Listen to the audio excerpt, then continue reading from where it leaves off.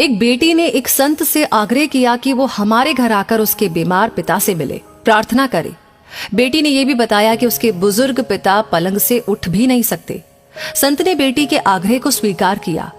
कुछ समय के बाद जब संत घर आए तो उसके पिताजी पलंग पर 2 तकियों पर सिर रखकर लेटे हुए थे और एक खाली कुर्सी पलंग के साथ पड़ी थी। संत ने सोचा कि शायद मेरे आने की वजह से ये कुर्सी यहां पहले से ही रख दी गई हो। संत ने पूछा, मुझे लगता है कि आप मेरे ही आने की उम्मीद कर रहे थे। पिता ने कहा, नहीं, आप कौन हैं? संत ने अपना परिचय दिया और फिर कहा, मुझे ये खाली कुर्सी देखकर लगा कि आपको मेरे आने का आभास था। पिता ने कहा, ओह, यह बात नहीं है। आपको अगर बुरा ना लगे तो कृपया कमरे का दरवाजा बंद करेंगे क्या? संत को यह सुनकर थोड़ी हैरत हुई, फिर भी दरवाजा बंद कर दिया। पिता ने कहा, दरअसल इस खाली कुर्सी का राज मैंने आज तक किसी को नहीं बताया, अपनी बेटी को भी नहीं।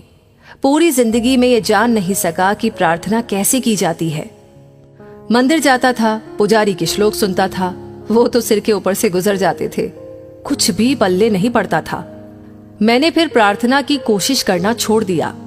लेकिन 4 साल पहले मेरा एक दोस्त मिला, उसने मुझे बताया कि प्रार्थना कुछ नहीं, भगवान से सीधे संवाद का माध्यम होती है। उसी ने सलाह दी कि एक खाली कुर्सी अपने सामने रखो, फिर विश्वास करो कि वहां पर भगवान खुद ही विराजमान है। अब भगवान से ठीक वैसे ही बात करना शुरू करो जैसे कि अभी तुम मुझसे कर रहे हो। मैंने ऐसे ही करके देखा, मुझे बहुत अच्छा लगा। फिर तो मैं रोज 2-2 घंटे ऐसा करके देखने लगा।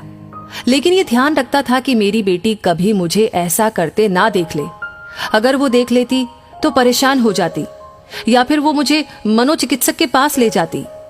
ये सब सुनकर संत ने बुजुर्ग के लिए प्रार्थना की, सिर पर हाथ रखा और भगवान से बात करने के क्रम को जारी रखने के लिए कहा। संत को उसी दिन 2 दिन के लिए शहर से बाहर जाना था, इसलिए विदा लेकर चले गए।